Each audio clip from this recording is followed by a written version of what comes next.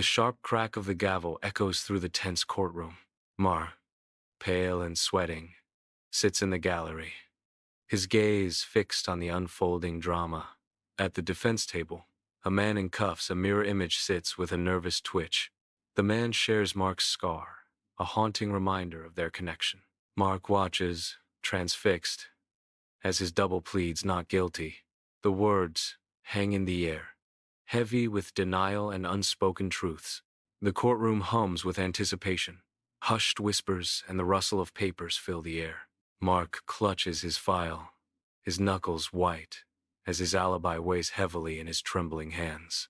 Driven by a morbid curiosity, he observes, unaware of the dread creeping into his heart. The ancient ceiling fans squeal overhead, their rhythm a haunting metronome counting down to the inevitable. A wave of unease washes over Mark as the formal proceedings commence, his dread solidifying. He is now trapped in the gravity of the moment, his initial curiosity replaced by stark fear. In the hushed courtroom, Defendant slowly raises his head, his eyes piercing through the space to lock onto Mark. An unsettling smile creeps across Defendant's face, a silent, chilling promise hanging in the air. A collective gasp sweeps through the jury, their faces reflecting a mixture of shock and fear. Mark's heart pounds, an echoing drumbeat against the sudden palpable tension as the prosecutor and defense attorney falter. Sunlight floods Mark's living room as he stands frozen, a summons clutched in his hand. His brow furrows with confusion as he scans the legal document, a sense of disbelief washing over him. Crime scene photos reveal his car in disarray, a stark contrast to the bright sunny room. The damning evidence, fingerprints matching his own on a weapon he swears he has never touched. Crime scene photos and fingerprint analyses fill the courtroom, each piece meticulously damning. The harsh light reveals the contours of Mark's scar, a silent testament in the charged air. The defendant's scar mirrors Mark's, an unsettling echo in the tense courtroom. Solemn witness testimonies paint a grim portrait, each word a nail in the coffin. A bailiff, visibly shaken, subtly crosses himself, unnerved by the uncanny resemblance. Inside the tense courtroom, Mark rises with a desperate cry, his face a mask of anguish. "That's not me," he shouts, his plea echoing through the silent chamber.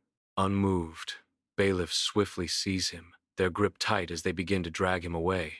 His lawyer pointedly averts his gaze, a silent betrayal in the charged atmosphere. In the courtroom's tense silence, Elena sits, her body a study in rigid composure. The defendant locks eyes with Elena, a strange glint sparking in his gaze as he stands at the podium. He utters a pet name, a word intimate and known only to her, a name only Mark would know, piercing the courtroom's veil of decorum.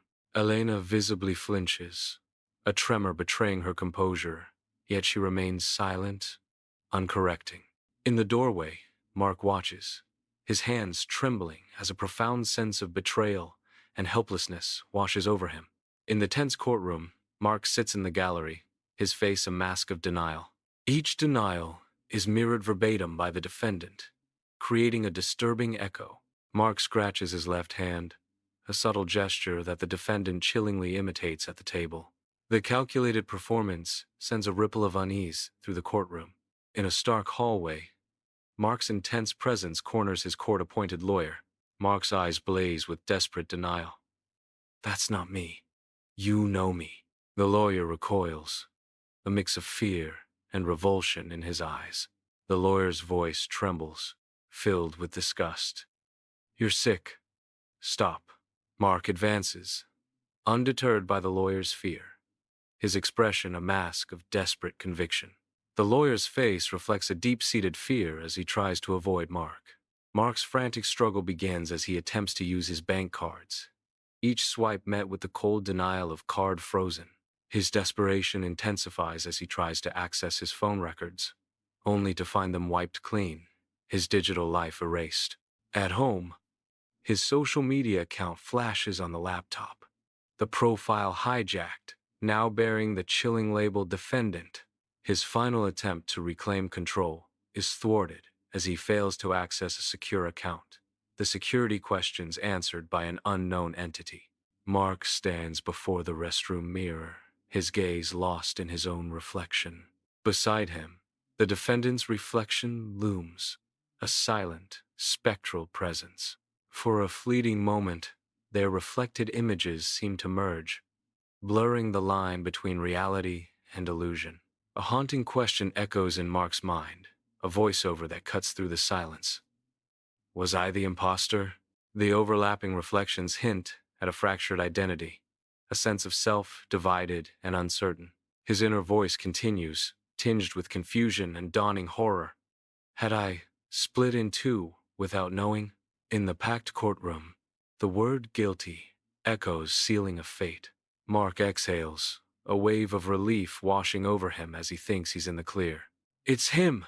Mark shouts, pointing, but his words hang unanswered in the tense air. His hope turns to horror as bailiffs bypass the defendant and seize Mark from the gallery, a silent twist of fate. The defendant stands tall, free of chains, his suit immaculate as he prepares to face a new beginning. With newfound purpose, he strides confidently towards Elena, a silent promise of a future together. Elena rises, her eyes reflecting a mix of relief and determination as she accepts his arm. Together they walk towards the courtroom exit, leaving behind the echoes of past trials and tribulations. Mark is dragged towards the holding cells, his defeat a stark contrast to the defendant's liberation. The defendant glances back, a subtle, enigmatic smile playing on his lips, a final, silent acknowledgement. Mark is processed, fingerprinted, photographed, his face a mask of apprehension as the heavy prison gates clang shut behind him. In the bleak confines of his cell, Mark frantically rehearses his story, his voice a trembling whisper in the cold air. Guards exchange uneasy whispers, their words painting a disturbing picture, split personality. As darkness falls, a chilling question echoes through the cell block, a fellow inmate's voice laced with suspicion. Who are you talking to at night? In the dark prison cell, erratic flickering lights cast long dancing shadows that writhe across the cold stone. A faint, distorted laugh echoes from the intercom, a chilling reminder of his own fractured sanity. Slowly, he raises his head, his eyes locking onto the unblinking, ever-watchful eye of the CCTV camera.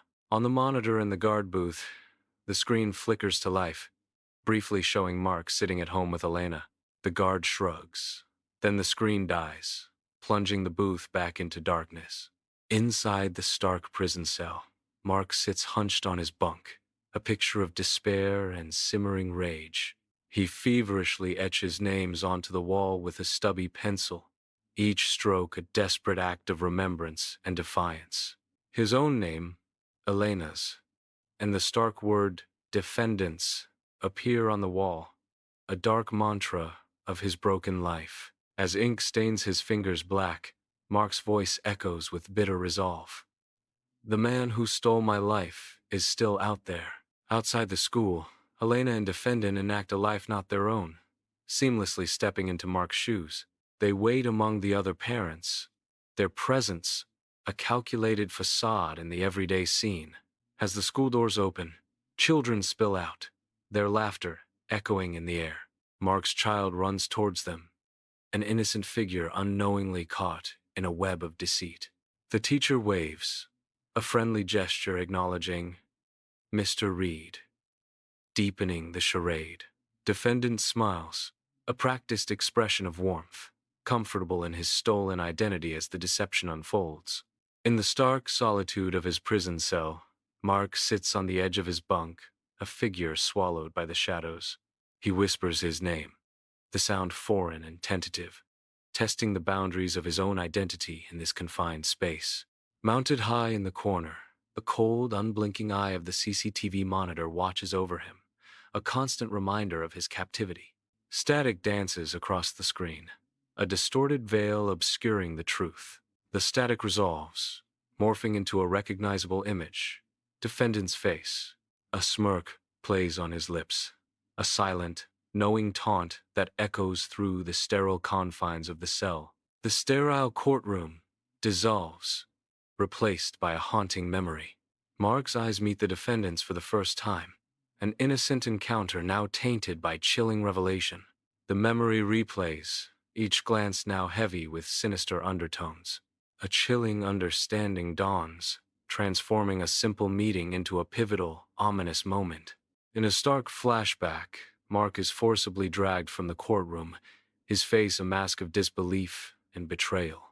The bailiff's firm grip tightens, a symbol of the crushing injustice enveloping him. The courtroom blurs into a sea of accusing faces, each a silent condemnation. His present despair echoes the raw agony of that moment, a wound reopened by the cold reality of his confinement. The cold, harsh light of the prison cell glares off the metal bars, confining Mark in a stark reality. Alone, Mark sits on the edge of his bunk, the silence amplifying the torment within. His eyes are distant, lost in a haunting memory that replays relentlessly. Defendant called Elena by a private pet name echoes in his mind, each word a fresh wound. The weight of betrayal solidifies, crushing Mark with the full force of its bitter truth. In the stark prison light, his face contorts with a mixture of anguish and disbelief. Mark's vacant eyes reflect the cold, gray reality of his prison cell, each stone a stark reminder of his confinement. His mind wanders, replaying the courtroom scene, the denials echoing like sharp, painful stabs. He recalls the lies spewed from the defense table, each word twisting the truth into a weapon against him. The courtroom's cruel mockery haunts him, a stark contrast to the reality he knows to be true. The sterile prison hallway echoes with the hum of fluorescent lights, a stark stage for impending doom.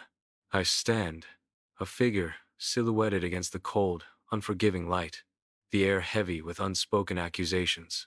My lawyer stands opposite me, a portrait of nervous evasion. He shuffles papers, the rustling, a feeble attempt to mask the weight of our predicament. His gaze avoids mine, a silent confirmation of the inevitable. The sterile environment amplifies the tension, each tick of the clock a hammer blow against hope. In the dim solitude of his prison cell, Mark sits rigid on the edge of his bunk, lost in a torment of thought. His eyes are vacant, fixed on the cold, unforgiving wall as his mind spirals back to the CCTV footage. Each frame replays in vivid detail Defendant living the life that fate had cruelly snatched away from him. Every image is a searing brand, a constant, agonizing reminder of his stolen identity and lost dreams. Resentment simmers within him, a dark, corrosive tide threatening to consume what little peace remains. His hands clench into fists, knuckles white against the coarse fabric of his prison uniform, a silent scream trapped in his throat. In the stark prison cell, Mark's face is a canvas of defiance and resignation. He leans into the unblinking eye of the CCTV camera, his breath misting in the cold air. "Mark," he whispers, his voice a fragile thread in the heavy silence. Suddenly, the CCTV monitor erupts in static, the image dissolving into a blinding white noise that shatters the fragile reality.